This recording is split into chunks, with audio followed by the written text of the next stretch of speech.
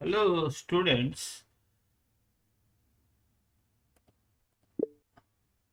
I am going to explain about Greek mythology. I told you already that in the Greek mythology about the gods, అంటే Greek దేవుళ్ళ గురించి దేవుళ్ళ గురించి హెసియాడ్ అనే వ్యక్తి ఒక గ్రంథం రాశాడు. ఆ, ఒక బుక్ పేరు థియోగొని. థియోగొని. See that. Here this is థియోగొని. అక్కడ ఆ థియోగనీ ప్రకారము మొట్టమొదట at the beginning the there was a vast darkness అంటే చిమ్మ చీకటి క్రియేట్ చేయబడింది, అంటే తయారయ్యబడింది. దాన్ని మనం కేయాస్ అంటాం. కేయాస్ అంటే ఒక రకంగా ఎంటీనెస్ అని చెప్పవచ్చు. ఎంటీనెస్ తర్వాత ఆ కేయాస్ తర్వాత గియా అంటే ఒక ఎర్త్ అనేది క్రియేట్ అయింది అనమాట. మొట్టమొదట కేయాస్ అంటే ఎంటీనెస్, శూన్యము తయారైంది. శూన్యం తర్వాత ఎర్త్ గియా అనేది తయారు కాబడ్డది. ఓకే, ఇక్కడ ఏం చెప్తున్నారంటే Gaia was said to be self generated one, అంటే ఎవరు క్రియేట్ చేయలేదు. సెల్ఫ్ అనేది అంటే తనంతకు తానే తయారైంది గియా. అలాగే కేయాస్ కూడా సెల్ఫ్ జనరేటెడ్. అట్లాగా సెల్ఫ్ జనరేటెడ్గా తమంతకు తాముగా తయారైనవి 4 ఉన్నాయి. అంటే ఒక రకంగా 4 ఏవేవంటే కేయాస్, గియా, టార్టారస్, ఎరోస్. మొత్తం ఈ 4 కేయాస్, గియా, టార్టారస్, ఎరోస్ ఈ 4 కూడా సెల్ఫ్ జనరేటెడ్, ఎవరు తయారు చేయలేదు, అవంతకు అవే తయారయ్యాయి. ఈ టార్టారస్ అంటే అండర్ వరల్డ్, పాతాళ లోకం అని చెప్తారు తెలుగులో. ఈరోస్ అంటే డిజైర్, అంటే మనిషిలో ఒక్కొక్క కోరిక పుడుతుంటుంది. నేను ఇప్పుడు జిలేబీ తినాలి, నేను ఇప్పుడు పరిగెత్తుకుంటూ వెళ్ళాలి, నేను సినిమా చూడాలి, నేను వీడియో గేమ్ ఆడాలి, ఇలాంటివన్నీ కోరికలు వస్తాయి కదా. ఆ కోరికలు కలగడానికి ఈరోస్. గియా అంటే ఎర్త్, కేయాస్ అంటే ఎంటీనెస్. ఇట్లా ఈ 4 కూడా తమంతకు తామే మొట్టమొదట క్రియేట్ అయినాయని ఆ థియోగనీలో చెప్పాడు ఎవరు, హెసియాడ్. ఈ టార్టారస్ ఎక్కడ ఎందుకు పాతాళ లోకంలో ఏముంటాయంటే ఈవిల్ ఫోర్సెస్ ఉంటాయి, అంటే మనకు హాని కలిగించే ఫోర్సెస్. వాటన్నిటిని అక్కడ చైన్స్ వేసి పెట్టేసి ఉంటారు, చైన్స్తో వేసేసి ఉంటారు. అందువల్ల భూమి మీద ఒక ఆర్డర్ అనేది ఉంటుంది. కేయాస్ అంటే open space for Gaia to occupy. అంటే కేయాస్ అనేది ఎంటీనెస్ అని చెప్పాను. ఆ ఎంటీనెస్ అంటే అది ఒక స్పేస్ ఇస్తుంది. ఆ స్పేస్ ఇవ్వడం వల్ల గియా భూమి అనేది ఆక్యుపై చేయడం జరిగింది. గియా అనేది రిప్రజెంట్స్ మన భూమి అనేది ఏం చెప్తుందంటే గ్రోత్, మల్టిప్లికేషను, షేప్ ఇవ్వడానికి ఉపయోగపడుతుంది. అంటే భూమి మీద ఒక విత్తనం నాటితే అనేక గింజల పంటలు పండుతాయి కదా. ఓకే, ఒక చెట్టు నాటేమనుకో, ఒక విత్తనం నాటితే ఒక చెట్టు వస్తుంది. ఆ చెట్టు నుంచి మళ్ళీ అనేక విత్తనాలు వస్తాయి. ఆ విత్తనాలతో మళ్ళీ అనేకమైన చెట్లు వస్తాయి. దీన్నే మల్టిప్లికేషన్ అంటారు. అవన్నీ పెరగడం, మళ్ళీ చెట్లు పుట్టడమే కాదు, పెరుగుతూ ఉంటాయి. అలా పెరగడానికి, మల్టిప్లై కావడానికి ఈ గియా ఉపయోగపడుతుంది. భూమి అనేది దానికి రిప్రజెంటేషన్ అనమాట. గియా అంటే ఒక విత్తనం వేస్తే అనేక విత్తనాలు తయారు చేసి చెట్టు తయారవుతుంది. ఆ విత్తనాల నుంచి ఇంకో కొన్ని వేల చెట్లు తయారవుతాయి. తయారు కావడమే కాదు, అవి పెరుగుతాయి కూడా. కాబట్టి వాటికి షేప్ కూడా వస్తుంది. కాబట్టి షేపు, గ్రోత్, మల్టిప్లికేషన్ వీటన్నిటికీ గియా రిప్రజెంట్ చేస్తుంది. ఈరోస్ అనేది ఇందాకనే చెప్పాను, మన కోరికలు కలగడానికి ఉపయోగపడుతుంది.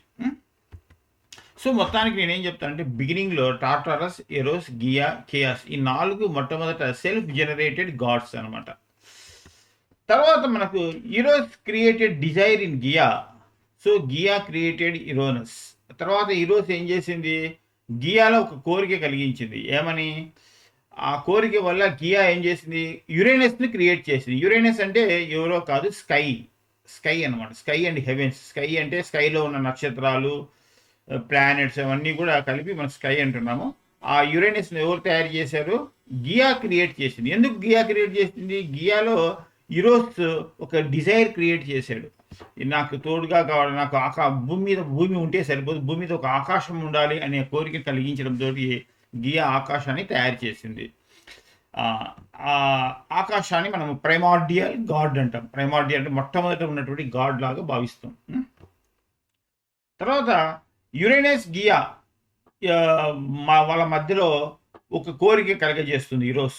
కలగజేయడం వల్ల వాళ్ళిద్దరికి ఈ 12 టైటాన్స్ పుడతారు. ఎంతమంది? 12 టైటాన్స్, 3 సైక్లోప్స్ అంటే ఒక కన్ను ఉన్న రాక్షసులు, ఒక పెద్ద ఒకే ఒక పెద్ద కన్ను ఉన్నటువంటి పెద్ద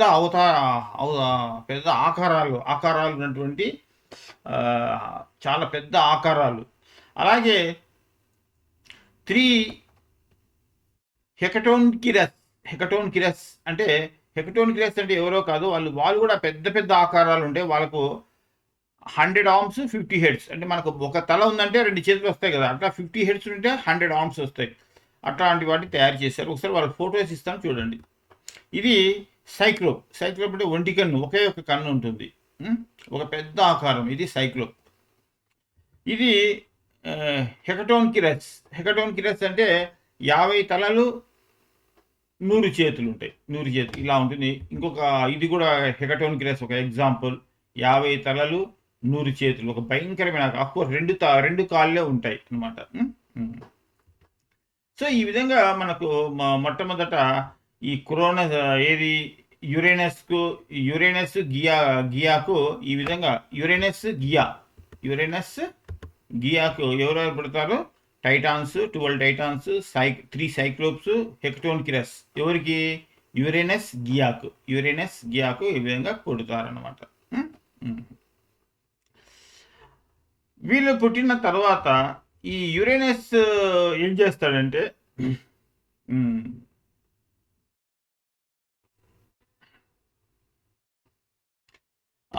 ఇక్కడ కొంచెం చిన్న పొరపాటు వచ్చేసింది. ఇక్కడ యురేనస్ అని పెట్టాల్సింది, నేను క్రోనస్ అని పెట్టాను. ఓకే,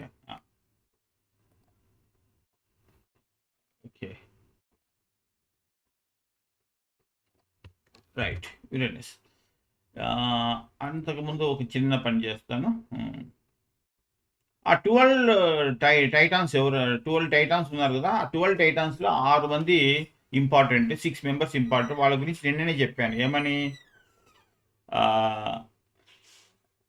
సారీ,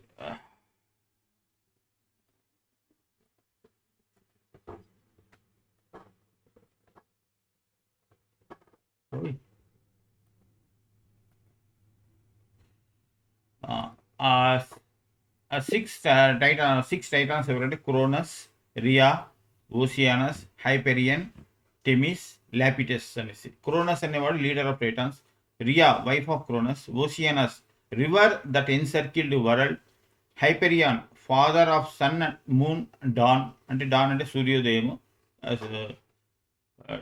తర్వాత Themis titaness of law and order, Iapetus father of Prometheus and Atlas. ఇవన్నీ కూడా మనం తర్వాత చెప్పుకుంటాం. వీళ్ళు 12 టైటాన్స్. అంటే నేనేం చెప్పాను? యురేనస్ గియాకు టైటాన్స్ 12 టైటాన్స్ పుట్టారు, 3 సైక్లోప్స్ పుట్టారు. అట్లాగనే ఏం చెప్పాను? 3 హెకటోన్కిరస్ అనేవాళ్ళు జన్మించారు.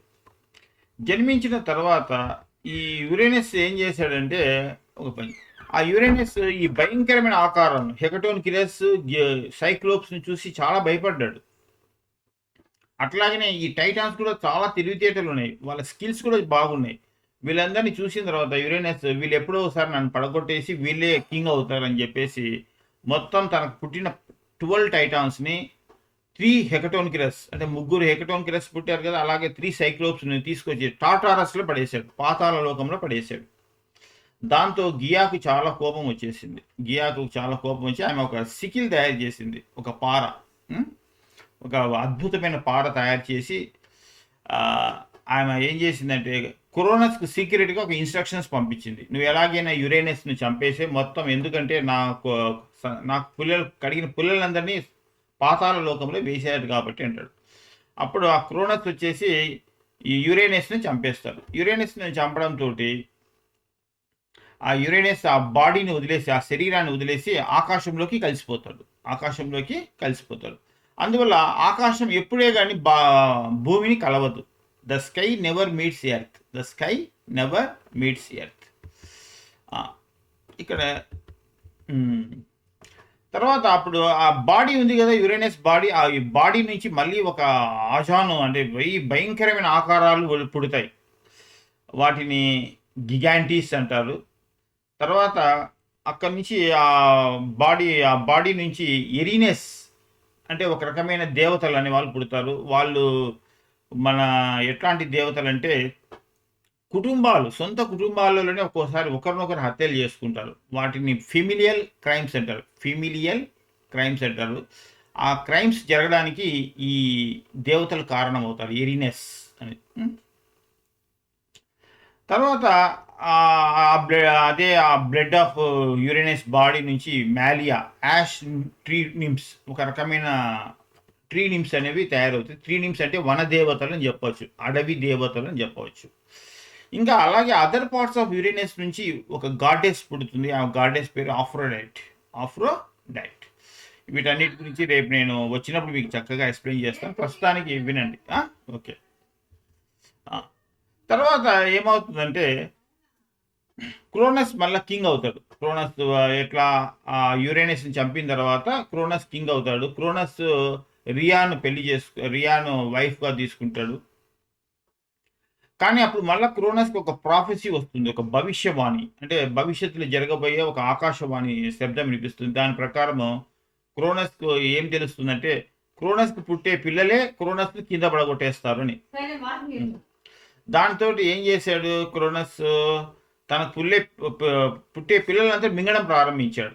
ఆ విధంగా చేయడంతో ఆ విధంగా చేస్తుంటే రియా చాలా బాధపడుతూ వచ్చింది. చివరికి జిఎస్ పుడతాడు. ఆ జిఎస్ని ఏం చేస్తుందంటే రక్షించుకొని జిఎస్ను క్రీట్ అనే ఐలాండ్ ఒక కేవ్ ఉంటుంది, ఆ కేవ్లో దాచిపెట్టేసి ఈ జిఎస్ బదులుగా ఒక స్టోన్ తీసుకొని ఆ స్టోన్కి స్వాబ్లింగ్ క్లోత్స్ పెట్టేసి, స్వాడ్లింగ్ క్లోత్స్ అంటే ఆ స్వాబ్లింగ్ అని క్లోత్స్ చుట్టేసి ఇస్తే గన దాన్ని మింగేస్తాడు. ఎవరు?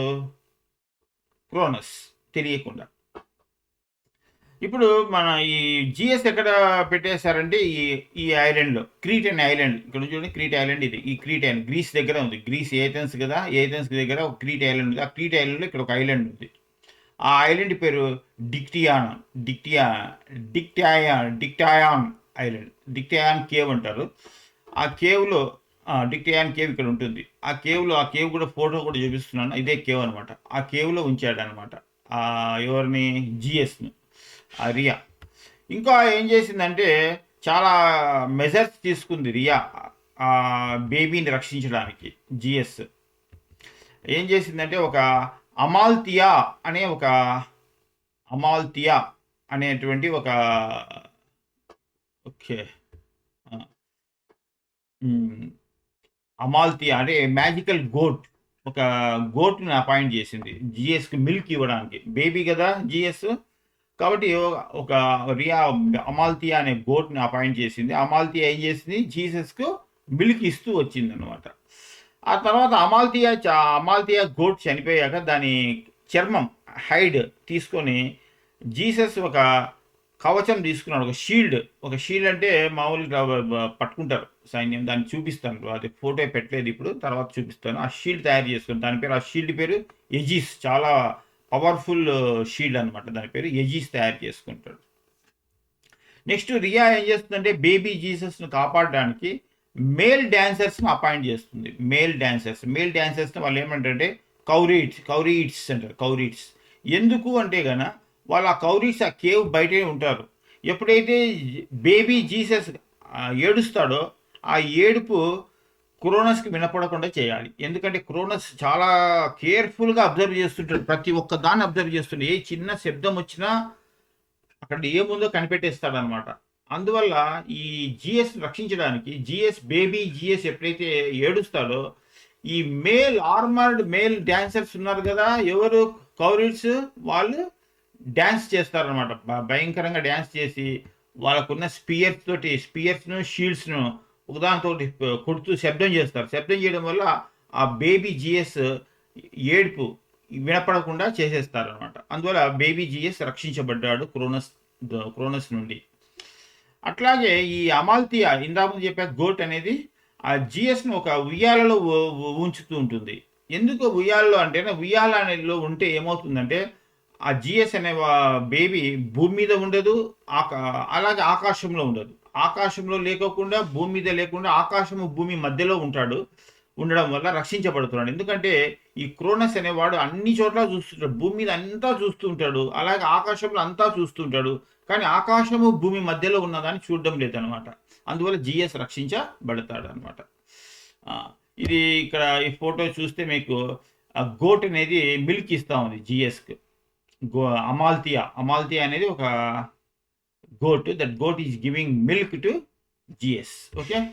అండ్ కౌరిట్స్ అంటే వీళ్ళు ఏం చేస్తున్నారు, కేవ్ బయట ఉంటారు, వీళ్ళు డ్యాన్స్ చేస్తుంటారు. డ్యాన్స్ చేసి ఈ స్పియర్స్ని ఈ షీల్డ్స్ తోటి ఒకదానితో ఒకటి కొట్టుకొని శబ్దం చేస్తుంటారు. శబ్దం చేయడం వల్ల జిఎస్ ఏడుస్తున్నా కూడా శబ్దము వినపడదు అనమాట.